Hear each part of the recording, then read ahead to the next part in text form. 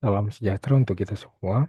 Perkenalkan, nama saya Immanuel Parasilman Tubing dengan NIM 11S24035 dari kelas 11 F2 Prodi Informatika Angkatan 24 di Institut Teknologi Dell. Pada kesempatan kali ini, saya akan membuat video praktikum mengenai review soal pemrograman C. Kita masuk ke modulnya. Jadi ini adalah modul untuk review soal pemrograman C. Jadi di sini ada petunjuk umum di mana total soalnya itu ada 20. Kemudian menggunakan bahasa C dan tingkatannya itu bertahap dari yang mudah ke kompleks. Oke. Jadi karena di sini pada modul ini ada beberapa soal yang sama seperti review soal sebelumnya. Seperti ini, soal yang pertama ini kan sudah dijelaskan sebelumnya. Untuk soal yang kedua juga sudah, soal ketiga sudah, soal keempat sudah, soal kelima belum, tapi soal keenam sudah. Tapi yang seterusnya nih belum. Jadi di sini saya tidak akan menjelaskan soal yang sama pada praktikum sebelumnya atau yang latihan soal yang 10 soal yang sebelumnya ya. Oke, di sini saya akan menjelaskan mulai dari soal 5, 7 dan seterusnya. Oke, kita masuk ke soal yang kelima, yaitu hitung rata-rata array. Jadi ada deskripsi, input n bilangan, kemudian simpan dalam array, kemudian hitung rata-ratanya. Oke, jadi bagaimana kode yang saya buat untuk soal yang kelima? Kita lihat di sini. Sini ada soal 5, hitung rata-rata array. Jadi pertama di sini ada include std.h untuk library awal pada bahasa C ya. Kemudian di sini ada fungsi untuk input array, di mana kita akan memasukkan array, memasukkan berapa nilai di dalam array ini yang disimpan dalam n di sini. Kemudian kita akan menghitung rata-ratanya. Jadi rata-ratanya itu kita hitung gimana? Jadi kita akan menghitungnya dengan berapa total dari array-nya. Kemudian kita bagi dengan n atau kita bagi dengan seberapa banyak eh, bilangan itu nantinya. Misalnya kan n-nya ini ada 4, maka dia akan dibagi 4 gitu. Kemudian program akan mencetak hasil rata-ratanya. Sini memakai tipe float ya, supaya dia berkoma. Ada komanya. Kan rata-rata itu ada komanya ya. Nah, jadi program akan menampilkan rata-rata dari array-nya itu dengan fungsi rata-rata di sini. Kemudian kita ada program utama. Kita buat n-nya itu 4. Maka array-nya itu nanti 4. Kemudian kita akan eh, m- menginput array-nya, kemudian mencetak rata-ratanya dan mencetak hasilnya atau mencetak hasil rata-ratanya. Gitu. Jadi untuk membuktikan apakah program sudah berjalan dengan baik dan benar, mari kita compile dan run. Oke,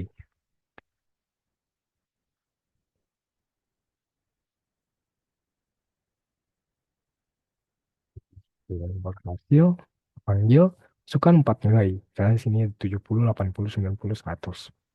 70, 80, 90, 100. Dan ya rata-ratanya 85. Kenapa? Karena kan kita masukkan 4 nilai. Yang 4-4-nya ini ditambah. Kemudian dibagi 4 nilai. Gitu. Oke, jika sudah berhasil, kita lanjut ke soal berikutnya. Yaitu soal yang ketujuh.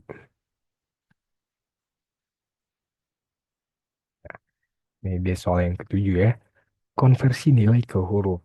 Jadi kita akan membuat program dengan mengonversikan nilai angka ke huruf seperti A, B, C, D, dan E. Jadi, begini program yang saya buat. Jadi seperti biasa di sini ada library awal untuk bahasa C, itu std.h. Kemudian kita akan ada di sini ada program utama, di mana ini ada nilai yang kita terima dengan tipe data integer. Jadi program akan menginput nilai dengan tipe data tadi yang integer. Jadi di sini ada beberapa konversi nilai ke huruf dengan range lengkapnya seperti ini. Jika nilainya 85 sampai 100, range 85 sampai 100, maka dia grade-nya A, hurufnya A. Dia jika dia lebih besar sama dengan 75 sampai lebih kecil 85, dia B.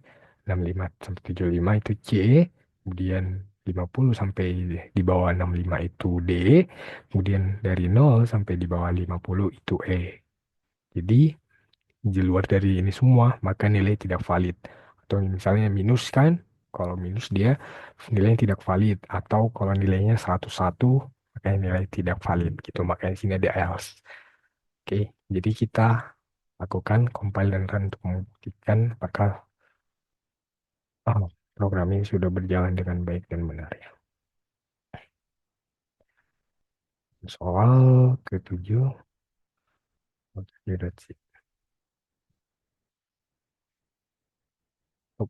salah. Soal, ya. Jadi nilainya misalnya 88 ya.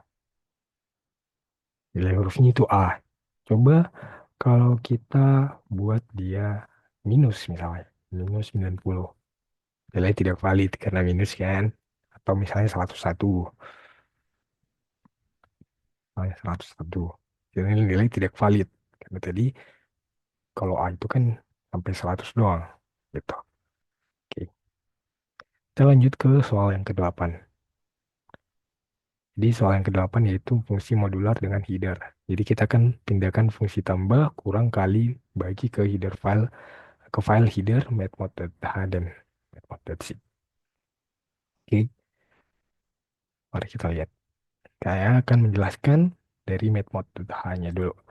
Jadi tadi kan ada ini merupakan deklarasi fungsi untuk tambah, kurang, kali, dan bagi. Jadi ada dua buah bilangan integer yaitu A dan B. Kenapa ini float? Karena pembagian itu berkoma. Kalau untuk tambah kurang kali itu tipe integer atau bilangan bulat. Kemudian untuk matplotlib.c-nya, nah sini untuk tambah. Fungsi tambah itu A plus B. Kalau kurang itu A min B. Kalau kali itu returnnya A dikali B dengan menggunakan bintang di sini. Kemudian float. Nah, jadi kita akan menghindari pembagian nol ya. Karena nol itu hasilnya kan tidak terdefinisi. Makanya di sini kita menghindarinya dengan seperti ini. Return B, nah float A per B, oh, di untuk bagi. Kemudian kita masuk ke main C di soal 8. Nah, jadi program akan menginclude library si stdio.h-nya, kemudian untuk matplotlib.h-nya, untuk deklarasi fungsinya kita panggil library-nya. Kemudian di sini ada dua buah integer A dan B. Kemudian kita masukkan bilangan pertama. Bilangan pertama itu si A, bilangan kedua, angka keduanya itu B. Kemudian untuk tambah itu seperti ini. Nah, tak plus, minus, kali, bagi. Oke. Karena kita tadi sudah mengimplementasi fungsinya di matplotlib.c, nah, makanya kita tinggal membuat tambah, kurang, kali, dan bagi seperti ini. Jadi, untuk membuktikan apakah kode ini sudah berjalan dengan baik dan benar, mari kita lakukan compile dan run.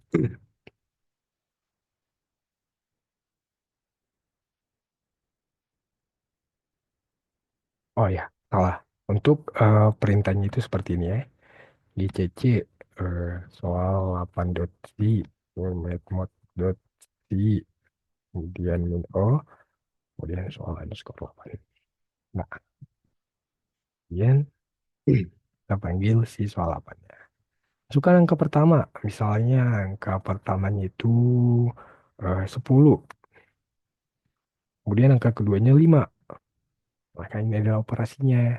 10 tambah 5, 15. 10 kurang 5, 5. 10 kali 5, 50. 10 bagi 5 itu 2. Gitu. Jadi program sudah berjalan dengan baik dan benar ya. Kemudian kita lanjut ke soal yang 9.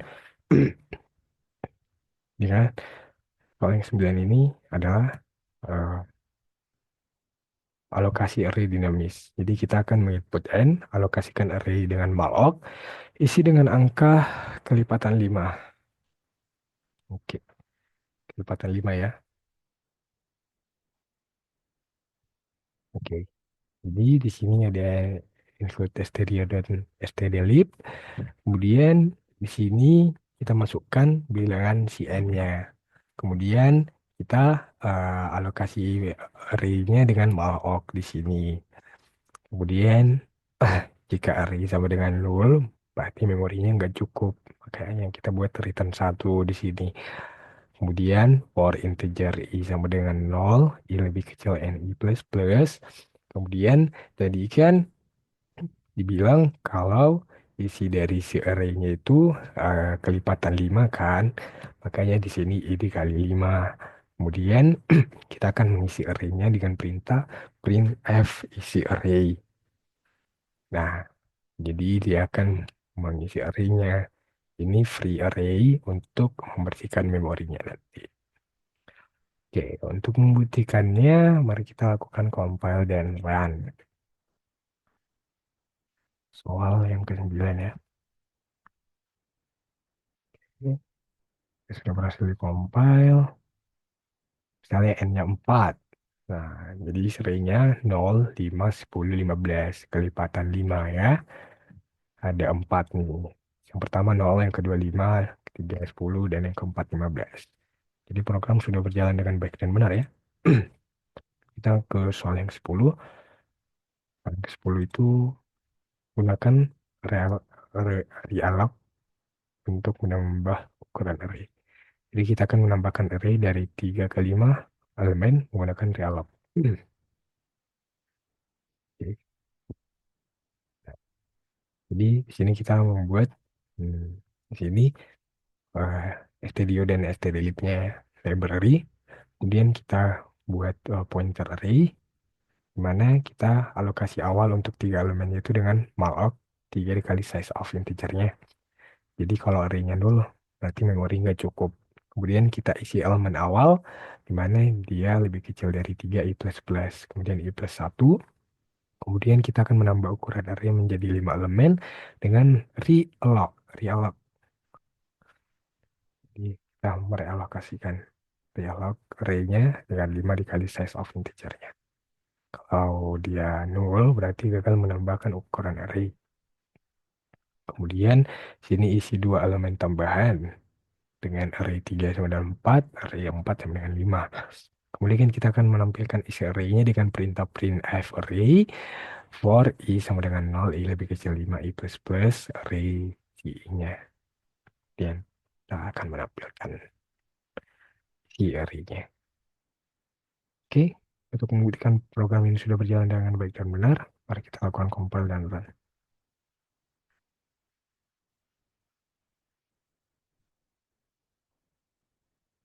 Oh, underscore. Array-nya 1, 2, 3, dan 4, dan 5. Sesuai pada modulnya, jadi program ini sudah berjalan dengan baik dan benar. Kita masuk ke soal yang ke-11. Soal yang ke-11 di sini itu tentang simpan nama dan nilai ke sebuah file. Dia ada deskripsinya di sini. Kita akan menginput data mahasiswa, yaitu ada nama dan nilai. Kemudian kita simpan ke file. Contohnya seperti ini. Oke, jadi kita menggunakan file di sini. Jadi di file itu ada nama, nilai, dan jumlahnya nanti. Jadi kita akan menyimpan data mahasiswa itu ke file yang namanya data underscore mahasiswa.txt dengan mode W di sini atau write gitu. Kemudian kalau filenya sama dengan null, berarti gagal membuka file. Lalu kita masukkan jumlah mahasiswanya. Misalnya ada 2. Jadi kita akan masukkan nama mahasiswanya sebanyak 2, kemudian nilainya 2 kali gitu. Jadi kita akan menutup filenya yang dengan close. Jika sudah berhasil, maka akan memunculkan data berhasil disimpan ke file. Kita lakukan compile dan run.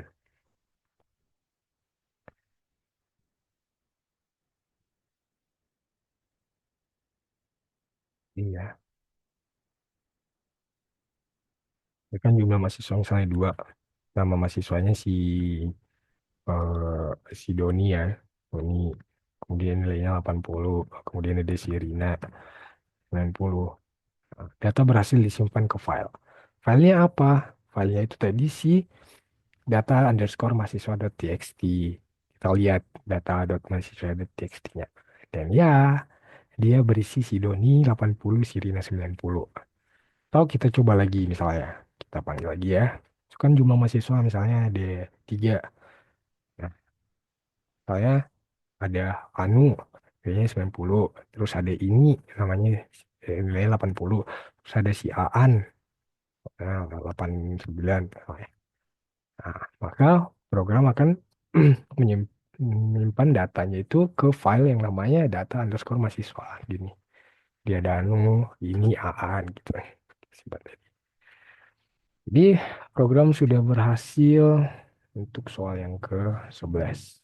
Kita masuk ke soal yang ke-12. Soal yang ke-12 itu baca file dan tampilkan isi. Jadi kita akan membaca isi file, berisi data mahasiswa dan tampilkan ke layar. Oke, soalnya jadi nah ini. Di ini kita seperti tinggal membaca doang sih ini. Ya, kita membuka filenya dengan fopen dengan di file yang namanya data underscore mahasiswa.txt. Kalau dia nol berarti gagal membuka file. Jadi program akan menampilkan nama dan nilai pada si mahasiswa di data.mahasiswa.txt tadi ya. Dan kita menggunakan mode R di sini, membaca read. Oke, kita compile dan run. Oh, soal yang ke-11. Oke. Nah, nama si Anu, nilai 90. Benar nggak? Ah, ah. Iya, karena si Anu 90 tadi ya. Namanya si Anu nilainya 90 gitu. Jadi program menampilkan apa yang ada pada si data mahasiswa.txt. Oke, untuk soal 12 sudah berhasil. Kita lanjut ke soal yang ke-13, yaitu pointer ke fungsi kalkulator. Jadi kita menggunakan pointer ke fungsi untuk memilih operasi seperti plus, minus, kali, dan bagi. Oke, kita masuk ke kode programnya. Jadi di sini ada yang stack include stdio.h, library awal. Nah, di sini ada tambah, dengan tambah itu A plus B. Kita mendefinisikan dua integer ya. Dua integer A dan B di sini. Kurang itu A min B kali A kali B di sini menggunakan bintang. Dan bagi, kita menghindari pembagian dengan nol. Dengan secara seperti ini. Oke. Nah, jadi di sini program akan meminta user untuk masukkan perhitungan. Masukkan perhitungan. Perhitungan itu eh, dengan A, O, P, B. Nah, sini. Jadi kita akan melakukan di sini ada operasinya ya. Kita harus tahu perhitungannya itu plus kah, minus kah, kali kah, atau bagi kah. Gitu. Jadi lihat dari operasi yang di atas, maka program akan menampilkan operator tidak dikenali. Kemudian untuk hasilnya kita tampilkan. Tuh. Oke, kita compile dan run ya.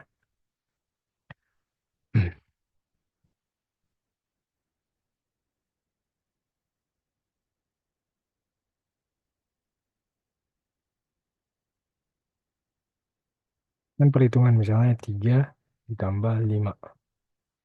Ya, ditambah 5. Hasil 8. Atau yang lain deh. Misalnya 100 dibagi 5, 20. Berarti program sudah berjalan dengan baik dan benar ya. Sudah bisa menggunakan program kalkulator sederhana untuk tambah kurang kali bagi. Kemudian kita masuk ke soal yang ke-14. Sini yaitu tentang filter array dengan fungsi. Jadi kita akan membuat filter angka genap penggunaan filter ke fungsi. Di program-programnya gimana? Oke, jadi ini adalah soal yang ke-14. Jadi kita menggunakan fungsi di sini untuk menentukan dia genap nggak. Kalau dia genap itu artinya kalau dia dibagi dua, sisanya itu nol. Karena dua bagi dua, nol. Habis kan? Artinya kalau habis dibagi dua itu dia genap. Nih, inilah artinya tuh. Ini. Kemudian untuk filter array di sini akan memfilter bilangan-bilangan mana sih yang genap gitu. Kemudian kita akan memasukkan array, masukkan jumlah elemen, kemudian masukkan elemen arraynya. Misalnya kita masukkan jumlah elemennya itu 4. Jadi dia akan membaca 4 walaupun kita input misalnya 10, dia akan tetap membaca 4. Nah kan kita masukkan jumlah elemennya 4. Kemudian masukkan elemen arraynya. Kemudian dia akan memeriksa apakah dia genap dengan yang ini tadi. Kalau dia habis dibagi dua, yang dia genap. Jadi kita compile dan run untuk membuktikannya.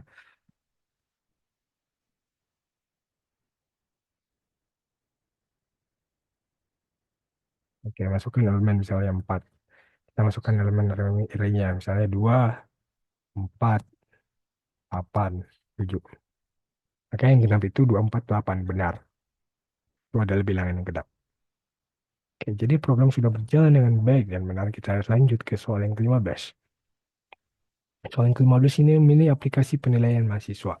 Jadi input data N mahasiswa, itu data mahasiswanya ada nama dan nilai, kemudian hitung rata-ratanya, kemudian tentukan huruf mutunya dan tampilkan semuanya. Oke, kita lihat kode programnya gimana sih. Jadi kita biasanya cek include std.h untuk library awal. Kemudian di sini ada struct mahasiswa. Kita akan membuat struktur data mahasiswanya yang dimana ada nama char, menggunakan tipe char di sini. Namanya itu tipe char dengan maksimumnya itu 49 karakter. 50 artinya itu 49 karakter untuk namanya dan satunya untuk mengakhiri stringnya. Kemudian ada nilai dengan tipe integer dan huruf itu dengan char. Hurufnya yang A, B, D, C, D, E. Kemudian di sini ada konversi nilai. Jika dia di atas 8, lebih besar sama dengan 80, dia A lebih besar sama dengan 70, B lebih besar sama dengan 60, C lebih besar sama dengan 50, D di luar daripada itu E. Oke. Kemudian kita membuat mahasiswanya itu maksimal 100. Ini ada struct mahasiswa 100, integer n, total 0. Kemudian kita memasukkan jumlah mahasiswa. Kemudian jika sudah memasukkan jumlah mahasiswanya, kita akan membuat struct untuk mahasiswanya yang dimana ada nama, nilai, dan konversi nilainya itu ke huruf. Kemudian kita menentukan rata-ratanya di sini. Jadi kemudian program akan menampilkan data mahasiswa dengan dengan beberapa data seperti nama, nilai, huruf, dan rata-ratanya. Kemudian kita lakukan compile dan run.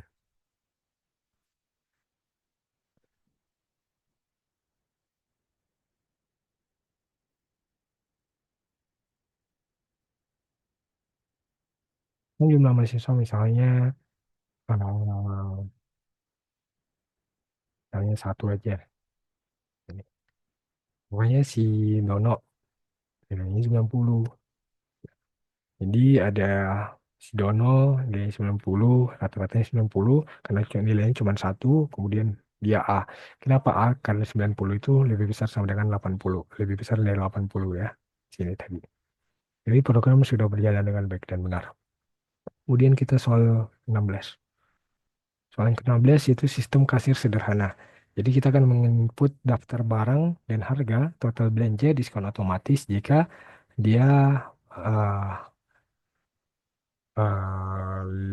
500.000 ya di sini. Oke, jadi di sini kita ada kode programnya untuk soal yang ke-16, include stereo.h. Kemudian ada integer untuk barangnya, untuk harganya, totalnya. Kemudian bayar. Kemudian kan masukkan jumlah barang. Program akan meminta jumlah barangnya itu berapa, Kemudian harga barangnya, harga berapa barang ke N, kesekian. Tergantung kita masukkan jumlah barangnya berapa. Kalau 10 sampai barang ke 10 dia. Kemudian jika total dari barang-barang itu lebih besar sama dengan 500.000, maka dia akan mendapatkan diskon 10%, di mana diskon 10% itu dengan cara total bayarnya tadi dikali 0,9 untuk mendapatkan diskon 10%. Kemudian ada harga aslinya. Lalu kalau dia bayarnya sama dengan total tanpa dikali dengan 10%, maka artinya tidak ada diskon. Artinya kalau dia di bawah 500.000, maka dia nggak menerima diskon. Maka harganya tetap. Oke, mari kita lakukan compile dan run.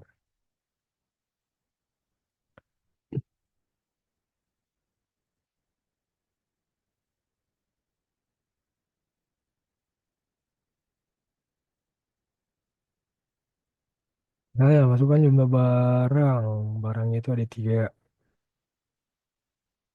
Harga barang yang pertama itu 200, 150, 250.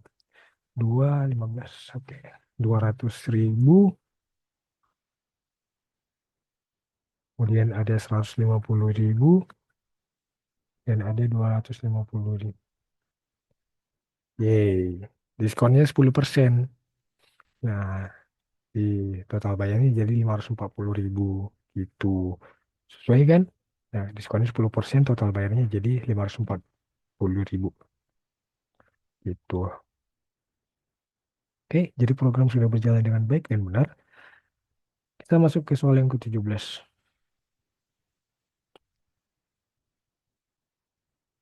Soal yang ke-17 itu adalah sistem pencarian nilai mahasiswa. Jadi kita akan menginput data mahasiswa, kita simpan ke file, baru cari mahasiswa berdasarkan NIM dan tampilkan. Oke, jadi di sini ada tiga library, yaitu stdio, stdlib, dan string. Kemudian kita buat struct mahasiswanya dengan ada name, nama, dan nilai. Kemudian di sini ada program utama integer main. Kemudian kita masukkan jumlah mahasiswanya berapa.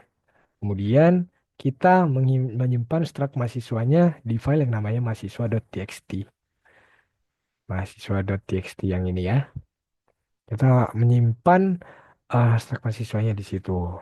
Jadi semua data mahasiswa kita simpan ke mahasiswa.txt. Seperti ini, nama dan nilainya.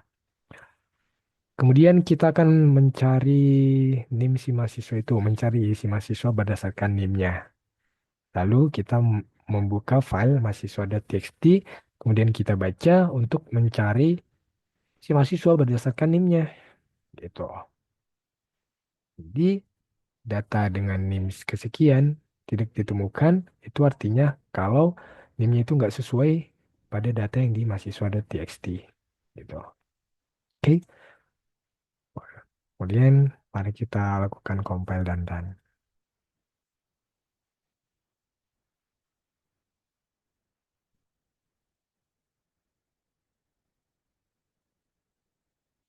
Soal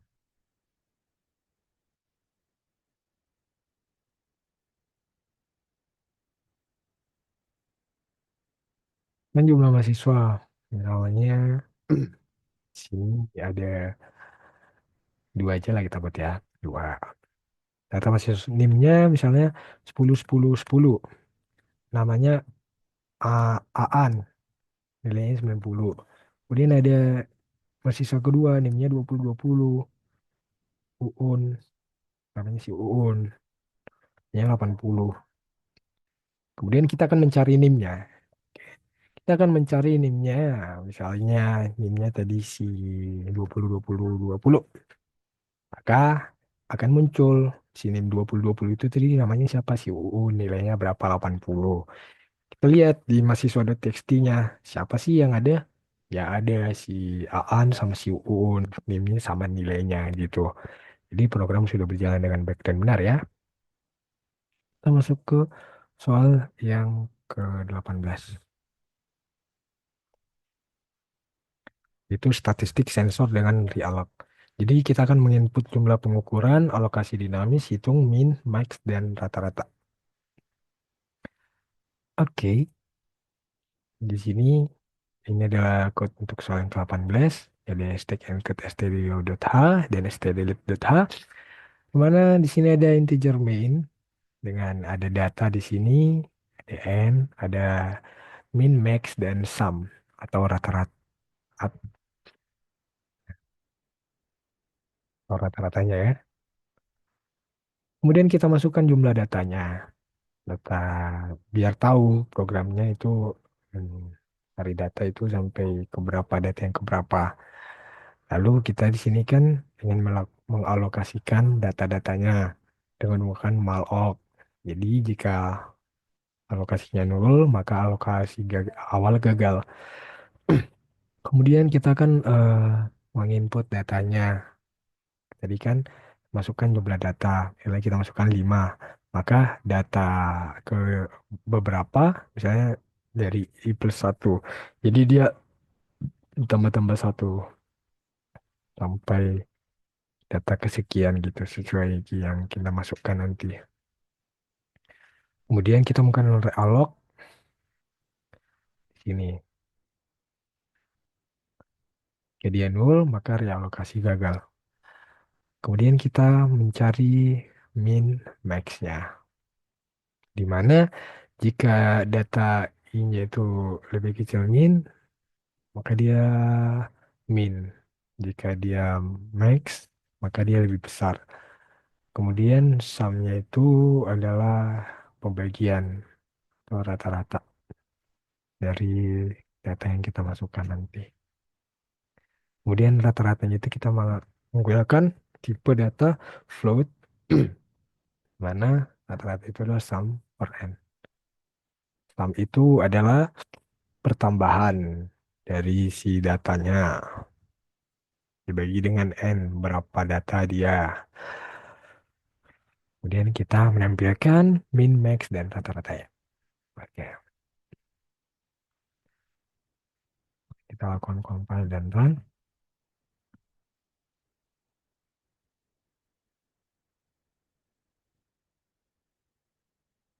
Sekarang jumlah datanya ada 4. Data pertama itu misalnya 10, 20, 10, 20. Nah, rata-ratanya kenapa 15? 10 tambah 20 tambah 10 tambah 20 itu hasilnya adalah 60. Kemudian 60 dibagi berapa data? 4 data. Hmm. Kemudian 60 bagi 4, 15. Minnya 10, max-nya 20. Angka yang tertinggi itu 20 dan yang terendah 10. Jadi program sudah berjalan dengan baik dan benar ya. Kemudian kita soal 19. Soal ke-19 itu strategi diskon dengan pointer ke fungsi. Jadi kita membuat 3 strategi diskon. Pilih salah satu secara dinamis. Tampilkan total setelah diskon.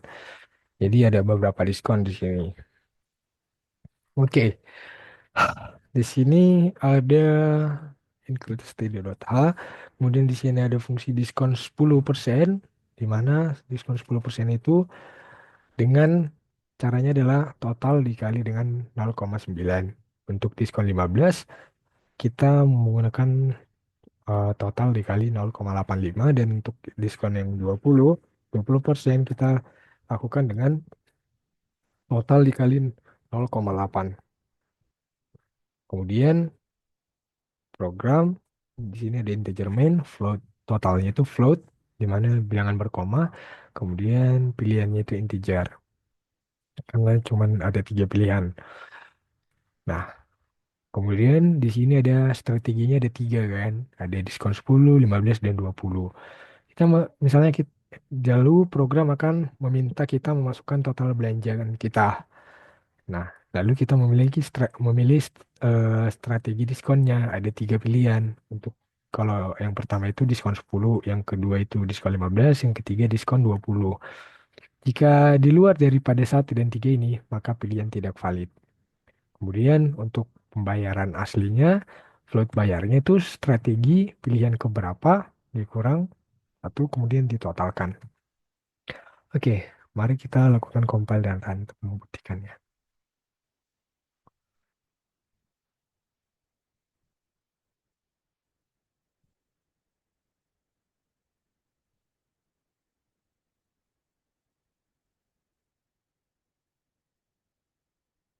total belanja. Misalnya kita belanjanya itu 10.000. Nah, kita pilih, misalnya kita diskonnya yang paling besar lah, yang ketiga. Nah, totalnya 8.000. Kenapa? 10.000 dikali 20% itu kan 20.000. Lalu dikurangi 10.000 kurang 2.000 maksudnya, jadi 8.000. Jadi jika ketika 10.000 didiskonkan dengan 20%, maka hasilnya 8.000. Kalau kita contohkan pada yang ini deh, di modul. Ini dia total belanjanya 1 juta.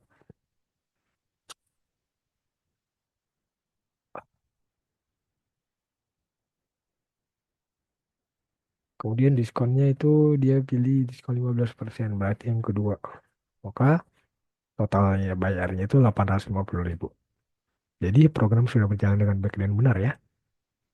Kemudian kita ke soal 20 atau soal terakhir di sini, yaitu tentang sistem data akademik, gabungan struktur dan file. Jadi kita akan menyimpan data mahasiswa seperti nama, NIM, nilai, alokasi dinamis, pointer ke fungsi untuk hitung mutu, kemudian simpan ke file dan tampilkan kembali. Jadi kita menyimpan datanya itu ke academic.txt. Oke, jadi kita sudah buat di sini ya, academic.txt-nya. Kemudian di sini kita ke saling 20. Misalnya, eh, jadi di sini ada 3 library, Studio, Stdlib, dan String. Kemudian kita membuat struktur mahasiswanya dengan struct, ada nama, NIM, nilai, dan mutunya. Kemudian kita akan menghitung mutu berdasarkan nilai. Jika lebih besar sama dengan 85 dia A, lebih besar sama dengan 70 dia B, lebih besar sama dengan 60 itu C, lebih besar sama dengan 50 itu D. Selain daripada itu E. Kemudian kita di sini menggunakan malop untuk mengalokasikan memori. Kemudian kita menginput data mahasiswanya seperti masukkan NIM, masukkan nama, masukkan nilai. Kemudian kita akan menghitung mutunya. Kemudian kita mengampilkan hasilnya. Hasilnya itu berupa NIM, nama, nilai, dan mutu. Kemudian kita menyimpannya ke file. File yang mana? File academic.txt yang ini. Nah, kita menggunakan fopen. Kalau dia fopennya nol, berarti gagal membuka file. Kemudian program akan menampilkan kembali si mahasiswa yang ada pada file tersebut, seperti nama, NIM, nilai, dan mutunya. Kemudian, jika berhasil, maka program akan menampilkan data disimpan di academic.txt. Kemudian membebaskan memori dengan free. Oke, mari kita lakukan compile dan run.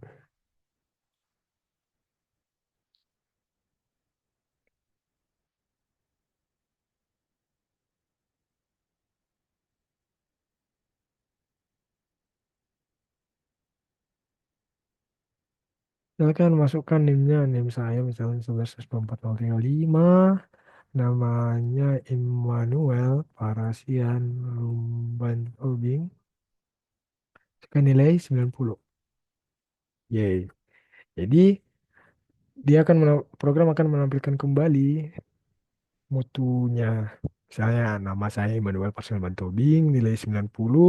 Mutu saya A, kenapa? Karena mutunya itu tadi lebih besar sama dengan 85. 90 itu kan lebih besar dari 85. Makanya mutunya A. Kemudian kita lihat data disimpan di academic.txt. Apa iya? Kita lihat. Dan ya benar. Data disimpan di sini. Ada NIM, nama, nilai, dan mutunya sesuai yang ditampilkan di sini tadi. So, kode program untuk soal 20 sudah berjalan dengan baik dan benar. Jadi, sekian video presentasi saya mengenai praktikum yang untuk review soal pemrograman C. Ada 20 soal. Semoga video ini bermanfaat bagi yang menonton supaya semakin semangat lagi latihan bahasa C-nya, pemrograman C-nya. Semoga video ini bermanfaat. Dan sekian video presentasi dari saya. Terima kasih, salam sejahtera.